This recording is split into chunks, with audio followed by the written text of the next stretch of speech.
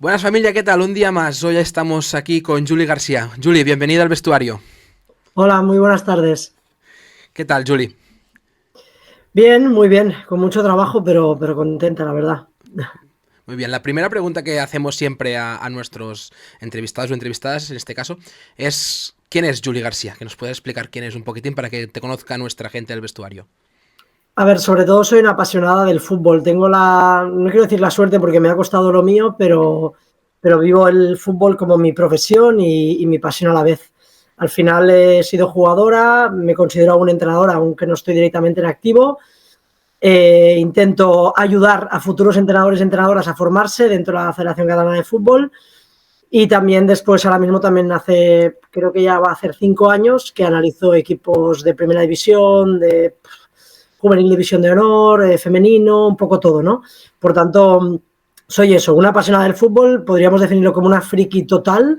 No sé cuántos partidos acabo de ver y cuántas jugadoras o jugadores recuerdo, pero bueno, sí, esta es un poco la definición. Muy bien. Para centrarnos un poco, ¿a qué edad empezó Juli a mostrar este interés por el fútbol? Seguramente cuando tenía 4 o 5 años ya. Lo único que en ese momento social, no por culpa de mis padres, sino porque era lo que había, pues probé el tenis, probé el ajedrez, probé el básquet, probé el baile en general, pero yo seguía insistiendo en el fútbol, ¿no? En ese momento, apuntarme a jugar, lo único que en ese momento, ahora parece como muy lejano, en la escuela donde yo estaba, que no era la única, me permitían entrenar, pero no me permitían jugar partidos. Es decir, que no podía formar parte del equipo al 100%. Entonces yo llegué a casa con una depresión de caballo, por decirlo de alguna manera. Y entonces en ese momento, pues mis padres me dijeron, pues vamos a hacer pruebas a clubs. Y como toda la vida hemos sido muy culés, yo también luego explicaré, pues soy entre culé y perica, es difícil de explicarlo, por mi trayectoria. Y entonces, bueno, me consiguieron unas pruebas, una fue en el Barça, en ese momento era un Barça muy, como te decía, muy inicial, y me cogieron, que en ese momento entrenábamos en los campos que utilizaban de parking para los partidos del Camp Nou, imagínate, y tierra todo. Y ahí es donde empecé, sobre todo a jugar, no con la idea de dedicarme al fútbol, sino porque me gustaba. Y esos inicios, ¿cuáles son los recuerdos más esos que te han marcado ya de por vida, esos inicios deportivos en esos campos de tierra, en esos inicios deportivos, ¿cuáles son los recuerdos que más te tienes en tu mente? Más que ganar títulos o ganar categorías en ese momento, te lo pasabas bien jugando, y de lo que más recuerdo es lo que me unió con mis compañeras, que de hecho con muchas de ellas, para no decir no todas, pero muchas, tengo una relación más estrecha que la que he tenido nunca en mi vida, ¿no? Porque al final te unió algo que compartías, que unías gente de diferentes orígenes, diferentes contextos familiares, sociales, culturales, y que me quedé con eso sobre todo. Es cierto que ahora lo miro con perspectiva y ni los entrenadores o entrenadoras no habían, los entrenadores estaban formados, la forma de entrenar era muy, muy, muy, muy distinta, pero disfrutabas y priorizabas el pasártelo bien. Y hay cosas que obviamente no prestabas atención, que obviamente ahora sí que presto, pero en ese momento ni lo miraba. Si me decían, pues tienes que correr en cemento, pues yo corría en cemento. ¿Que tienes que jugar de esta posición? Pues vale. ¿Que tienes que llevar este dorsal? Pues también. ¿Que hoy no podemos entrenar porque entrenan los chicos? Bueno, que entrenamos en los peores horarios.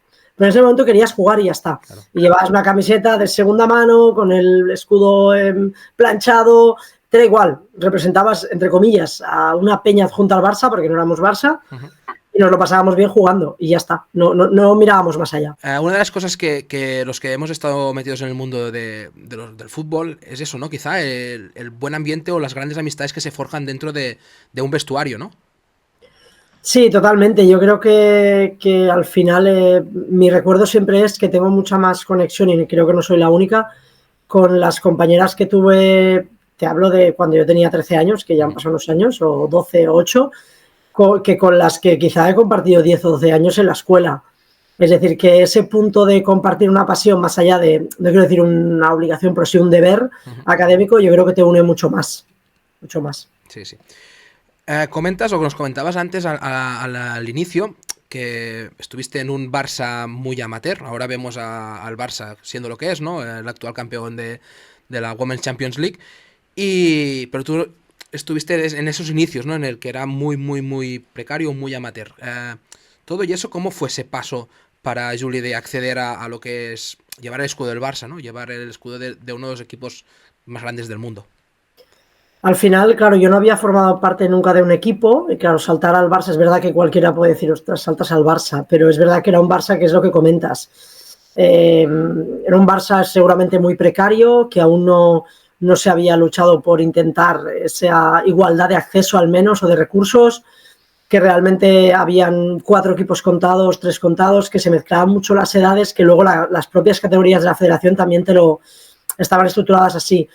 Y al final a mí me hacía muchísima ilusión formar parte de un equipo y al final tú en ese momento no pensabas si la ropa era de segunda mano, llevabas el escudo planchado.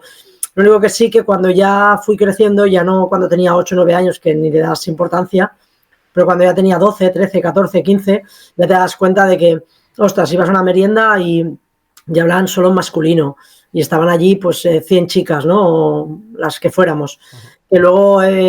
en ese momento era el primer mandato de Laporta, es que yo me acuerdo perfectamente. Entonces, al final, era una sensación de ¿qué estamos haciendo aquí? ¿Por qué no nos hacen caso? Tampoco lo hacemos tan mal, no queremos molestar. Era una sensación muy extraña porque decías, oye, pero sí, tampoco muchos aspectos de bueno, pues eso, y por qué no cuentan con nosotras, por qué no tenemos un vestuario, por qué no podemos tener un autocar para desplazarnos, por qué cuando alguien se lesiona no puede tener el mismo acceso al trato médico, una serie de cosas que no entendías. Que yo pasé todo el paso de entrenar en los campos de la misma instalación del Camp Nou, a estar en los del Ministadi, a pasar a Hospitalet Nord, que es donde está el RAC de Diagonal y donde entrena también la UB, y luego ya ir a la Ciudad Deportiva. Yo pasé todas estas zonas, claro, realmente es verdad que hubo muchas mejoras, pero a la vez decías, ostras, ¿y por qué no nosotras podemos tener un espacio? Y esa incomprensión hizo que muchas jugadoras realmente de mucho nivel emigraran, se fueran a otros clubes. En ese momento la máxima competencia y más avanzada que el Barça era el Español, que es el momento que el Español ganaba Copas de la Reina, que parecía ahora muy lejano, pero que jugaban contra el Barça. El Barça no tenía ninguna opción de ganar. Hablo de Torrejón, Vero Boquete, Vicky Losada, Alexia Potellas. O sea, al final son Pereira, Mapi León, o sea, son todas esta hornada de jugadoras que ahora cuesta de entender que hayan estado en el Español, pero sí, estuvieron allí, que la mayoría de jugadoras que nutrían a la selección española venían del Español. Español Athletic Club, básicamente, pero el Barça tenía un tanto por ciento muy, muy ínfimo, la verdad, en ese momento. Y ese cambio de Barça español, ese cambio de camiseta, ¿cómo lo viviste tú? A ver, sinceramente, yo llevaba un par de años que la Europa iba detrás mío. Y en ese momento estaba en el filial del Barça, llevaba, si no me equivoco, 9 años, 9 temporadas. Y entonces mi entrenador, precisamente del Barça, no me acuerdo si lo echaron o se fue, ahora no recuerdo, se fue y se fue al Español.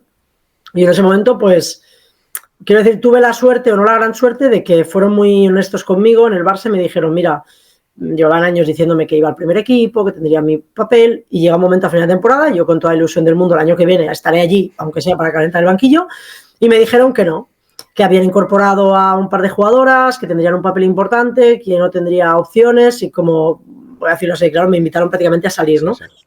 Y una jugadora que siempre he dicho lo mismo, no era nada del otro mundo, pero como que no cometía muchos errores, era muy disciplinada, corría mucho, me desgastaba mucho, me dejaba la piel, y aprendí mucho a mejorar mucho. Yo era más de la central de vieja escuela que no de Pau Cubarsí, para que nos entendamos, no tenía nada que ver. Pero aprendí muchas cosas. En ese momento estuve a punto de irme a la Europa, pero me insistió mucho el español y me fui al español. O sea, cambié la misma categoría, pero me fui al español. Y en ese momento fue cuando me dio la oportunidad de empezar a entrenar, que yo no lo había... Solo hablé con la coordinadora, en ese momento Titi, y me dijo, mira que falta un ayudante y tú que tienes este perfil, ¿te interesaría? Y yo pensé, no lo he hecho nunca, pero como siempre había trabajado con niños y con niñas, pensé, bueno, ¿por qué no? Y empecé de segunda entrenadora en un infantil mientras jugaba, y ahí es donde ya no me desenganché hasta 17 temporadas después. O sea, imagínate lo que me llegó a gustar, la verdad. ¿Y para ti cómo era compaginar ese gusanillo de entrenar con tu día a día como futbolista? ¿Lo podías compaginar bien? ¿Te cuadraba bien los horarios de entrenamiento? ¿O era más complicado? Era más sencillo porque, claro, yo jugaba fútbol 11 y yo entrenaba un equipo de fútbol 7. Entonces, normalmente los horarios allí son bastante compatibles porque el fútbol 7 suele ser mañanas, de partidos el fin de semana, horarios de estos de 8 o 9 de la mañana a 10. Y los entrenamientos son cuando salen de extraescolares, ¿no? Entre 5 y 7, ¿no? Para decirlo de alguna manera. Y claro, yo entrenaba, al ser un amateur, pues en las últimas franjas. Yo acababa de entrenar en la ciudad deportiva a las 11 menos 20, 11 menos cuarto de la noche y luego para casa. Entonces, en eso no fue incompatible. El problema es que cuando me fueron dando más oportunidades como entrenadora. Empecé pues esto en un infantil A de segunda, luego me dio la opción de primera en el pre-Benjamín, luego infantil B, infantil A. En ese momento no había ni categoría Levín, ni en el español ni en la federación. Yo en ese momento lo compatibilizaba porque por horarios era muy factible. Entonces cada año que pasaba un poco me iban ofreciendo diferentes equipos, ¿no? Y entonces hubo un momento que yo ya mi papel como jugadora fue teniendo un papel más secundario y hubieron ciertos comportamientos que yo ahora mismo nunca aplicaría como entrenadora, pero en ese momento eran bastante naturales. Y yo dije que ya tenía mis 21 años y que había cosas que no iba a tolerar porque tampoco me iba a dedicar como futbolista y había cosas que no iba a hacer. Y entonces opté otra vez que me volvieron a llamar por el Europa y me fui a jugar al Europa. Y entonces cuando empecé a jugar en el Europa, yo llevaba un infantil del español. Entonces el Europa, la verdad es que a nivel de trato es uno de los mejores clubes donde he estado. Me hicieron sentir como en casa, es como una familia, es espectacular. Pero a nivel competitivo pues no tenía el mismo nivel y es cierto que yo siempre me he caracterizado por ser súper competitiva. Yo para pasar el rato no voy a entrenar y si no voy a aspirar a subir o a disputar algo. Y entonces ese año fue de los más complicados deportivamente hablando porque estuvimos luchando por no bajar y bajamos. Y en el momento que bajamos, pues a mí me ofrecieron quedarme allí, que era un proyecto distinto y tal. Pero entonces el español me dijo, Juli, queremos que estés con Titi en el filial, y como era la misma categoría y yo no me apetecía bajar como jugadora, dije, dejo de jugar. O sea, yo no dejé de jugar porque tuviera una lesión grave, sino porque me cansé, entre comillas, de ir y era más una obligación que no para pasármelo bien. Entonces opté por entrenar. El problema es que el español me abrió las puertas a muchos niveles. Que yo en el español, cuando decidí optar solo por entrenar, el español me abrió las puertas a muchos niveles. Yo estuve en captación, en el área de scouting a nivel masculino con Jordi Lardín. Estuve siguiendo Juvenil División de Honor, primera, segunda, a muchos niveles. Luego también estuve 4 años en la escuela, que era más a nivel formativo. Estuve en el área de RCD Stage, que era básicamente venían grupos extranjeros. Estuve a muchos niveles en el español, ¿no?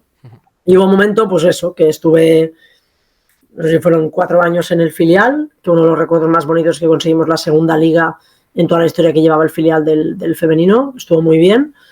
Yo aprendí con Titi una barbaridad. Creo que independientemente de cosas que podamos compartir o no a nivel de lectura de juego, es un espectáculo, es una crack de las que ya no existen. Luego, insisto que hay cosas que quizá no compartimos, pero hay cosas que sí que yo intento quedarme con la parte positiva. Y entonces, en ese momento, a mí el año anterior de irme del español, me había llamado la DAM, que había formado un femenino. En ese momento opté porque yo me quería quedar en español, porque me habían dicho que llevaría yo como primera entrenadora del filial, pero no se dio al final de forma oficial. Y entonces yo en ese momento, a través de la parte de captación, me ofrecieron tener un rol quizá más secundario en el cadete A División de Honor de chicos, con David Fernández, que ahora está como uno de los captadores más importantes del Barça, que también estuvo en el Real Madrid. Entonces, después de ese año y medio de no entrenar yo directamente, no estaba como primera entrenadora, me volvió a llamar la DAM y entonces dije que sí. Yo seguía con la escuela, yo siempre he hecho mil cosas y entonces me fui a la DAM. En ese momento seguramente fue la etapa que no había yo trabajado directamente, al menos en femenino, que era la etapa juvenil cadete, porque yo me la salté en el español, salté de un infantil a un filial y lo único que conocía de esa etapa era la de cadete pero masculina. La verdad es que estuve 5 años en la DAM.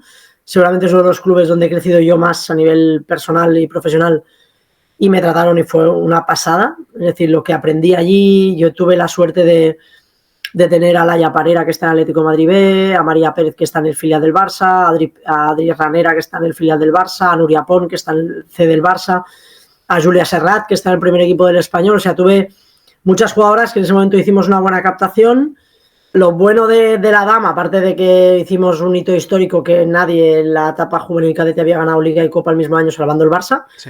Nosotros lo logramos salvando, bueno, y que luego yo creo que se ganó un prestigio de formación a nivel de jugadoras que fue muy bueno, y luego teníamos muchas opciones de fichar, la gente priorizaba venir con nosotros al respecto al español, entonces fue una etapa muy, muy buena porque realmente veías que tenías un papel muy útil en la formación de estas jugadoras y luego tenías muy buenas referencias de ellas y que luego hablabas con clubes y tenían muchas opciones de seguir. Una vez decidí a nivel de la DAM que mi periodo allí había acabado porque eran 5 años, me lo pasé muy bien, pero dije, necesito retos mayores. Contactó conmigo el Sigul, que estaba en primera ref. Estuve ahí, nada, meses, porque es verdad que, bueno, como digo yo, en el fútbol femenino a veces, supongo que en el masculino también, se prometen muchas cosas, se dicen muchas cosas y luego a la hora de aplicar no acaba de ser tan coherente como debería. Y entonces me encontré pues una plantilla de lo máximo que podías optar por lo que teníamos, pero realmente que nos iba a costar batallar una barbaridad. Y a pesar de que estuvimos descenso, salí del descenso y costó mucho, mi sensación era que el equipo estaba ascendiendo, a pesar de que teníamos muchas dificultades, pero al final el club, por diferentes motivos que no eran deportivos, a pesar de ello, pues decidieron prescindir de mí. Que es la primera vez que me han echado, pero a la vez creo que no eres entrenador hasta que no algún día te echan. Es decir, que al final forma parte de su trabajo y quizá lo extraño es que en 17 años solo me han echado una vez.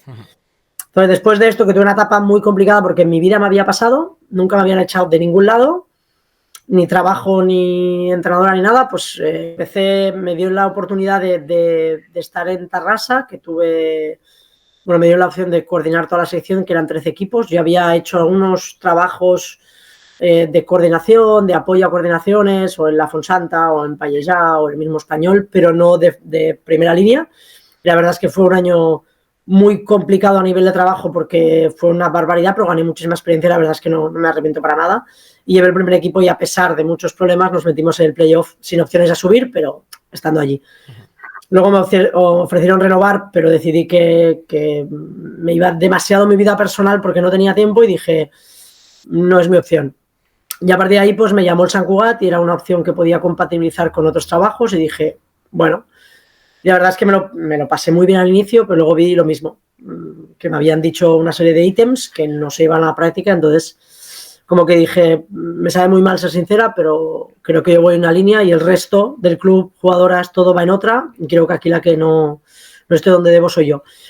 Y entonces este último noviembre es cuando me fui de Sant Cugat y a pesar de que he tenido opciones, pues no... He preferido priorizar y que realmente sea algo que me apetezca y que sea un reto que no coger cualquier cosa. Y el tema de Julie, cuando te formaste tú como entrenadora, ahora lo vives desde de la otra parte, ¿no? Como profesora. ¿Qué quiere darles Julie profesora a esos alumnos y alumnas que quieren ser entrenadores en el día de mañana? A ver, la verdad es que fue algo que no me esperaba. Es verdad que yo siempre he dado diferentes tipos de clases, he dado clases particulares de inglés, de matemáticas, cuando era más joven. Trabajé en centros cívicos con gente mayor a nivel de trabajo sobre todo de actividad física aplicada a la pérdida de memoria, para decirlo de alguna manera. Había sido monitora de verano, campos de verano, bueno, muchas cosas. E incluso en campos de verano de inglés. Pero es cierto que yo me saqué los cursos porque en ese momento iba sobre todo había la vía académica, que son FPs, no había la vía federativa o prácticamente no se conocía. Y yo cuando me lo saqué, pues me dio la opción de convalidarlo, que en ese momento se podía, ahora ya no. Lo hice, en ese momento pues me llamó el responsable de formación de la federación y me dijo, Julie, ¿te gustaría? Y yo pensé, ostras, no me lo había planteado, pero vale, entonces al final, ahora mismo llevo, creo que son 7 años. Al final hacemos las 2 vías formativas, es decir, formamos a la parte del bloque específico de los FPs, de grado medio, grado superior. Al final, yo al final creo un vínculo razonable con alumnos y alumnas, sobre todo con los de cursos federativos, porque son más adultos, que al final yo no pretendo, ni pretendemos desde la federación ser un dogma inamovible, inflexible, sino que al final estamos dando una serie de conocimientos. La idea era esta, que yo no vi un gran cambio porque me considero una persona cercana en muchos aspectos, respetando los roles distintos. Entonces yo me lo tomo de esa manera. La idea es siempre intentar plantear situaciones atractivas, útiles, prácticas. Y a partir de eso es verdad que tengo muchos alumnos o alumnas que los conozco de antes, que hemos estado jugando en contra, que los conozco de trayectorias en diferentes clubes, entonces, pero no no creo un trato de situación jerárquica a la antigua, sino una situación más de debate, de poner cosas en común, de incluso de discordia, obviamente con respeto, pero no es algo que me plantee de esta manera. Es distinto con los FPs porque hablamos de chicos o chicas de 16, 17, 18, y aquí la parte normativa, la parte de valores es mucho más difícil, pero bueno, también es un reto encontrar la vía para estimularles, que estén motivados y que sigan formándose, ya que muchos de ellos no lo hacen, a pesar de lo que nos gustaría. El otro día, mientras preparaba la entrevista de hoy, vi una entrevista que te hicieron hace un par de años, que está en YouTube, y hablabas de Natalia Arroyo. Justamente hace escasos días se conoció que la Real Sociedad y Natalia separan sus caminos. ¿Qué porcentaje le atribuyes a Natalia del crecimiento del fútbol femenino actual? Para mí un tanto por ciento muy alto, primero porque seguramente es una de las entrenadoras referentes de todo el territorio catalán y español. Para mí es la más referente, pero también podría poner a María Pri en ese nivel. A otras que han venido más tarde, ahora que se conoce más a Irene Farreras con el recién ascenso del Deportivo, pero siento que Natalia fue de las primeras, que fue exjugadora, que luego se le dio la oportunidad de estar en la selección catalana, que llegó a la absoluta, que a partir de ahí por fin, digo por fin porque hacía mucho tiempo que yo lo esperaba, que tuviera una oferta en condiciones para ir a Liga F. Ha hecho un trabajo espectacular en la Real, porque si no me equivoco es el equipo más joven de toda la liga. Es cierto que ha tenido sus dificultades, es cierto que ni la Real, ni te diría ningún equipo es capaz de contrarrestar al Barça, pero no porque la Real lo haga mal, sino porque el Barça tiene unos recursos que no son compatibles o comparables con nadie. Entonces, para mí es un referente, pero ya de toda su vertiente periodística, porque ella es entrenadora y periodista. Yo ahora estoy en los medios, pero no soy periodista. De hecho, me han dicho que ni se me pase por la cabeza estudiar periodismo y nada así, porque no quieren ese rol. Pero ella tiene esa parte de análisis y de datos propio de un periodista y de narrar y expresarse a la perfección, y a la vez luego tener un conocimiento de fútbol extraordinario. Yo creo que esa parte, esa unión, esa conjunción, esa mezcla, le hace un referente a muchos niveles. Mi sensación, ojalá me equivoque, es que yo creo que ha hecho un trabajo fantástico allí, pero creo que al final necesitas un cambio. Y yo espero que sea porque tiene una oferta espectacular encima de la mesa, y a mí me da la sensación de que sea en el extranjero, pero es opinión pura y dura. Pero creo que ahora, como están emigrando muchos entrenadores, jugadoras y todo, sobre todo Inglaterra, sobre todo Estados Unidos, y hace muchos años que van detrás de Natalia. No sé si habrá optado esta vez por una de estos proyectos.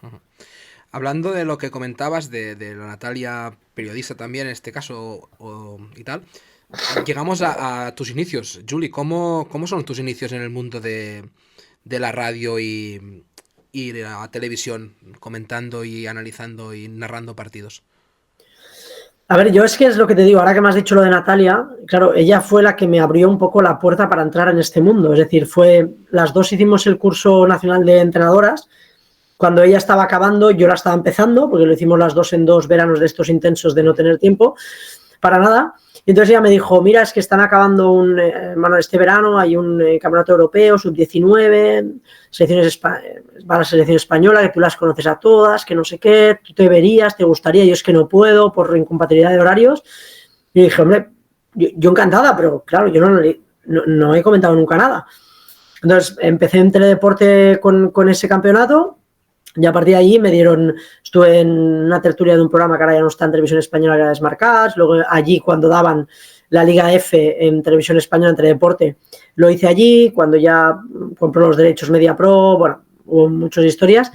Luego no sé cómo acabé en la radio. Digo no sé cómo porque el tema de los medios de comunicación te llama a alguien, oye, ¿puedes comentar o darme tu opinión de esto? Y tú, vale, entras en directo en 20 minutos para analizarme la renovación de Alexia Putellas, y tú dices, bueno, y aquí pues fui entrando en todo el mundo. Entonces es verdad que Natalia Arroyo estaba donde yo estoy ahora en la SER, en Moguts pel Barça.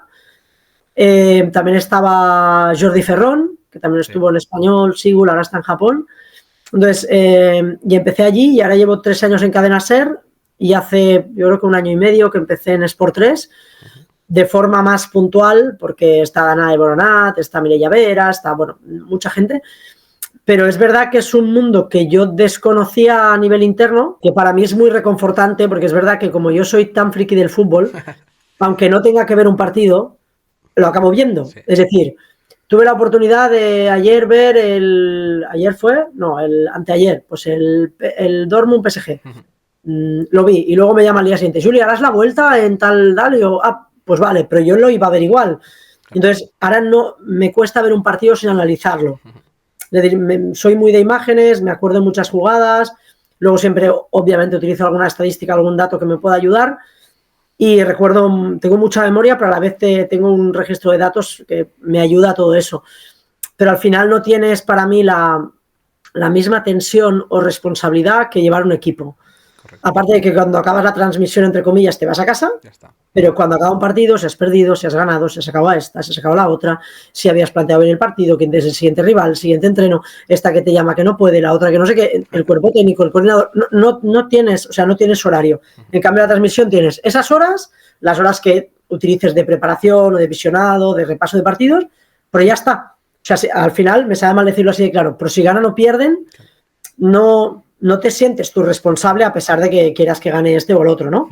Pero no te sientes responsable y es un peso, sinceramente, que me he sacado de encima.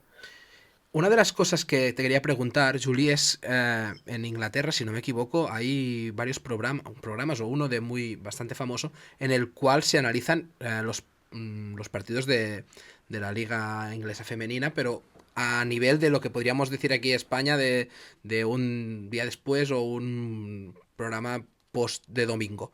¿Crees que ayudaría aquí tener un programa de esa índole para darle crecimiento al fútbol femenino? El problema es que yo creo que a nivel de fútbol femenino hay pequeños espacios que cada vez van ganando importancia, pero es verdad que no hay tertulias de forma mantenida o programas. De hecho, a mí me propusieron estar en más de uno, pero al final por temas presupuestarios, por tema de dirección propia de programación deportiva de según qué medios, pues al final hay programas que tienen un seguimiento, una audiencia y que no cabe meter otro programa porque estos ya tienen, y estoy diciendo programas que tienen muchísimo nivel, ¿no?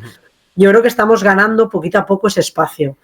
Y yo qué sé, yo de pequeña escuchaba Carrusel Deportivo, que ahora tengo la suerte de trabajar con ellos. Lo digo porque lo escuchaba hasta mi abuelo y me parece como un hito para mí. Y es verdad que antes el fútbol femenino ahí no existía.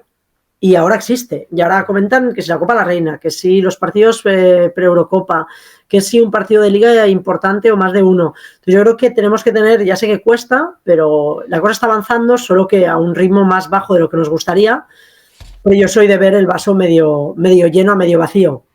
¿Que hay muchas cosas que hay que cambiar y hay que mejorar? Sí, pero yo creo que hay muchas que se está avanzando muchísimo y ojalá hubieran tertulias. Yo te digo que yo tengo 2 o 3 proyectos encima de la mesa, pero que están, bueno, en proceso que quizás se hacen algún día o no se hacen nunca, pero que tenemos las bases para arrancar, pero que dependerá un poco de muchos factores, que a veces no es solo el querer apoyar al femenino o no, sino que hay muchos temas por en medio. Y en esos inicios de Julie, jugadora y entrenadora, ¿pensaba en algún momento que a día de hoy podíamos ver al Barça ganar Copas de Europa, a la selección española ser campeona del mundo? ¿Llegaste a pensar en algún momento en esto? Es que no te digo que no, porque al final los sueños nunca sabes que tienen de posibilidad de llevarse a cabo, ¿no? Pero es cierto que veías que el fútbol femenino empezaba a avanzar a muchos niveles, y yo con todo el proceso que he tenido de trabajo en los medios, yo he tenido la inmensa suerte de comentar todas las finales que ha jugado el Barça de Champions, incluso el batacazo inicial de todos contra el Olympique, y realmente veías y decías, ostras, han llegado a una final de Champions, ostras, se llena este campo o el otro. Antes era, uy, no vamos a ponerlo en el Mini, que no van a llenarlo. Ahora llenan el Camp Nou, y no de forma puntual, sino de forma, te diría, más o menos mantenida, ¿no? Que no ha sido un día puntual. Y yo creo que no es que pensaras que era imposible, sino que no te imaginabas este escenario de donde venías.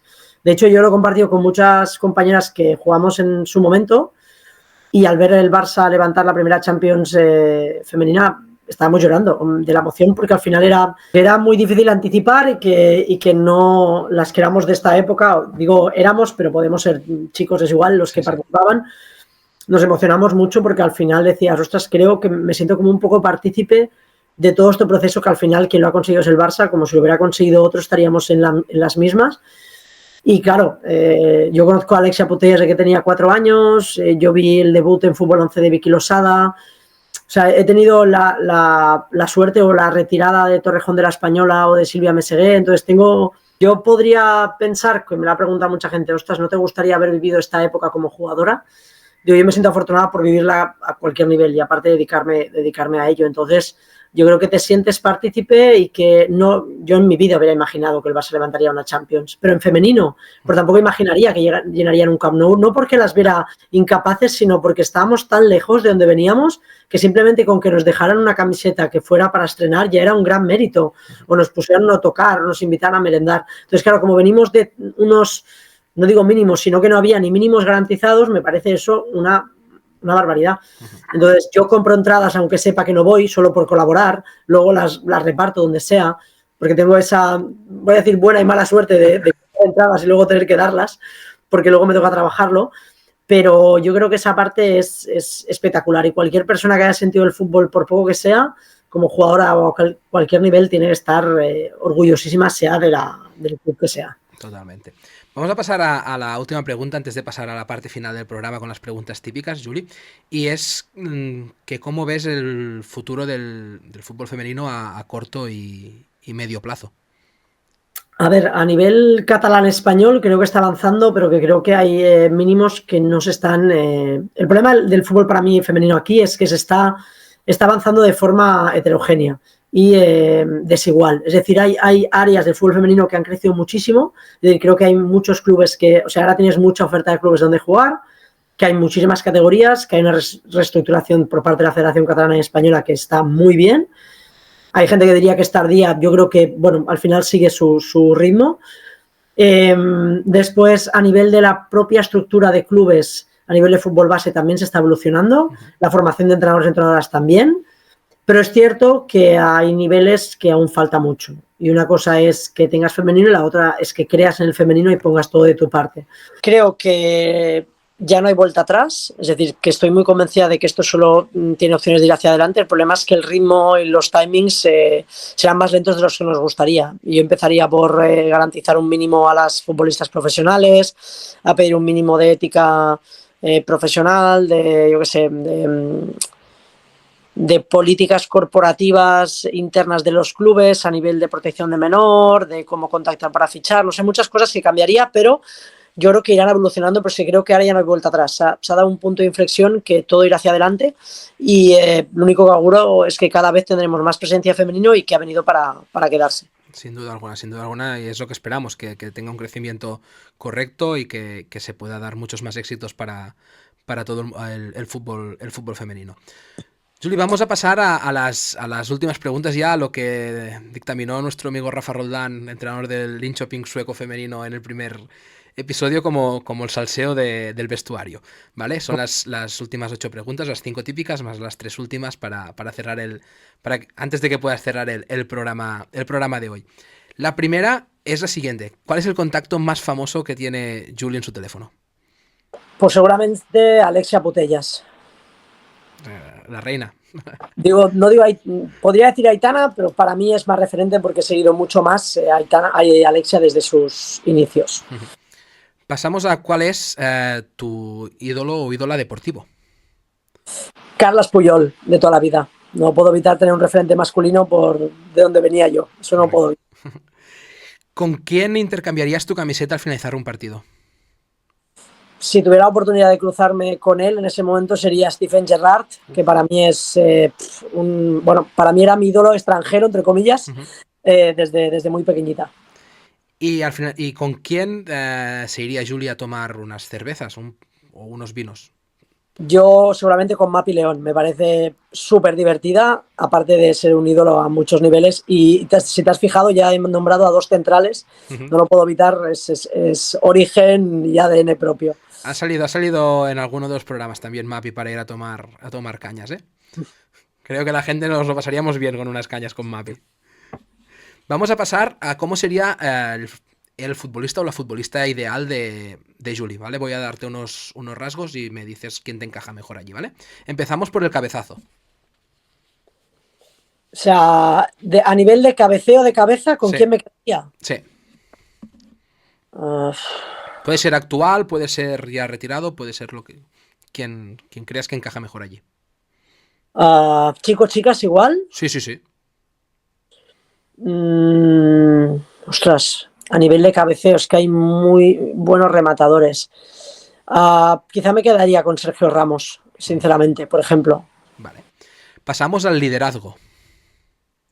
Mm,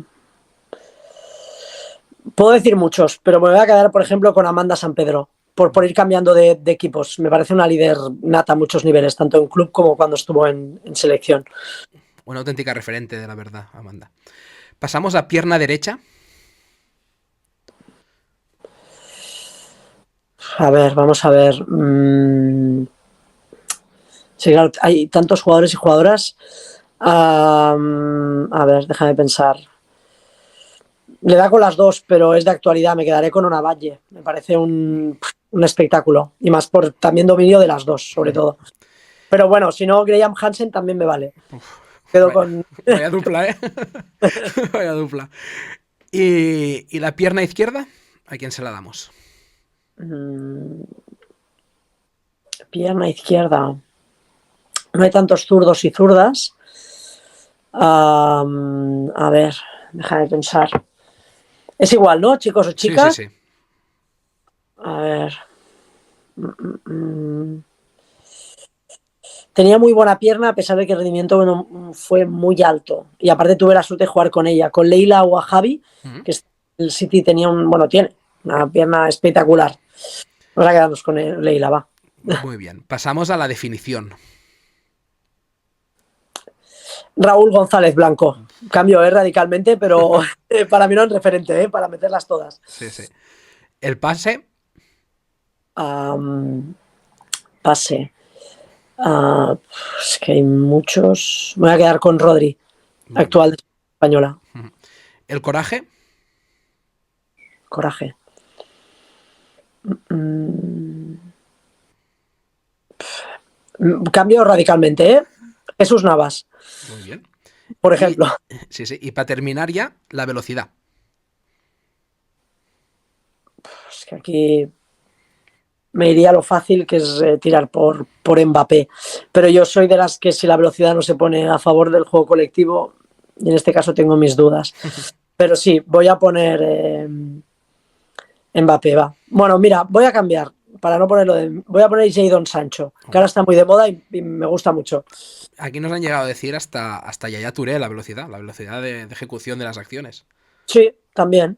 Voy a decir Jadon Sancho, va, que tuvo una etapa mala y ahora está muy bien. Perfecto. Pues aquí, familia, tenemos al jugadora ideal de Juli García. Y ya, Juli, antes de que pases a despedir el programa, vamos a hacer las tres últimas preguntas. ¿Vale? La pregunta que te lanza el entrevistado anterior, que fue Borja Pardo, director de la revista, bueno, del medio digital Esfera Sport, es la siguiente. ¿Qué momento deportivo, cuál ha sido el momento deportivo más importante de tu vida? Ya sea vivido en primera persona o como espectadora. Ah, Pues yo creo que el momento más importante deportivamente hablando fue cuando el Barça ofreció la Champions League femenina, la primera, a la afición, si no me equivoco, en el Johan Cruyff. Uh -huh. O sea, yo estaba en ese momento comentando, creo que era un partido contra el Athletic Club, ahora no estoy segura, intrascendente, entre comillas, de liga doméstica, pero cuando vi todas las caras, sobre todo de familias, de niños o niñas pequeñas, camisetas de niños de 2 y 3 años o menos, con referentes femeninos, para mí fue espectacular. Y la otra fue el partido que el Barça acabó empatando a 1 contra el Chelsea Uh -huh. en el Camp Nou, que es el único que he podido ver in situ en el Camp Nou y ver todo un Camp Nou lleno, que nunca lo había visto por fútbol femenino en directo. Uh -huh. Dos momentos muy, muy top, la verdad, los que nos comentas. Vamos a pasar a cuál es la pregunta que le lanzas tú al próximo entrevistado o entrevistada que pasará por aquí el vestuario.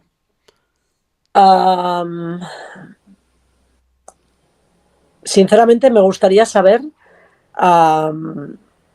que la gente se moje un poco o que se moje el siguiente entrevistado en que nos diga por qué hay tan pocas mujeres en banquillos, no solo femeninos, sino masculinos también.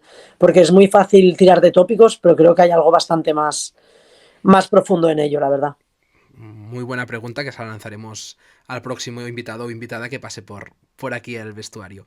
Y ya la última pregunta de esta charla, Juli, contigo, es ¿a quién invitas tú? ¿A qué personalidad invitas tú a pasar por aquí, por el vestuario? ¿Crees que nos daría una buena charla en este podcast nuestro? A ver, déjame pensar. Am, a ver, déjame pensar. Es igual si son entrenadoras, Sí, sí, sí. periodistas. A ver, déjame pensar. Claro, Natalia Arroyo sería una buena opción, obviamente, siempre. Sería muy top. Me parecería fantástico. Pero yo tiraré por femenino porque tiro para casa siempre que puedo. Pero podría ser muy interesante, por ejemplo, Sara Monforte, Ujú. ahora el Villarreal. Me parece que tiene una lectura y un conocimiento del fútbol exquisito. O si no, Irene Farreras. Yo doy estos tres nombres, tiro para femenino, tiro para situaciones muy distintas. Espero que el Villarreal se salve, Ujú. que el Depor no baje en plan efecto ascensor y que Natalia vuelva a entrenar en la élite porque estoy segura que lo va a volver a hacer. Pues intentaremos contactar con ellas para que puedan pasar por aquí por el vestuario y darnos una charla interesante y divertida de sus vidas. Y nada, Juli, ya yo despido el programa. Antes de cederte el micro a ti, ¿te podrías ceder el micro de la SER? Eres la tercera participante de la SER. Han estado Ignacio Marcano y Ricard Arias aquí con nosotros también. Y nada, yo te tengo que agradecer tu tiempo, tu charla. La verdad que tenía muchas ganas de poder charlar contigo como entrenador que soy también, 16 años también en los banquillos, haber estado como alumno, no en tus clases, pero al final en este mundillo tenía muchas ganas de charlar contigo, charlar de fútbol femenino, la verdad. Y para mí, pues bueno, muchas gracias por tu tiempo, por haber pasado por el vestuario y nada, que esta es tu casa y te cedo el micro para que puedas despedir la charla de hoy. Yo siempre estoy agradecida y siempre intento adaptarme dentro de mis posibilidades a todos los medios que dais apoyo al fútbol femenino. Para mí siempre es un placer y a partir de ahí esperemos que esa tertulia que comentabas pues se lleve a cabo, que sería fantástico, la verdad, pero que al menos sigamos todos vinculados en el fútbol femenino y que sigamos empujando para que siga avanzando a su nivel, a su ritmo, pero que siga avanzando hacia adelante. Pues hasta aquí, familia. Muchísimas gracias, Julie. Muchísimas gracias a todos los que estáis en el otro lado de la pantalla. Y nada, familia, nos vemos en el próximo episodio del vestuario. Un fuerte abrazo para todos.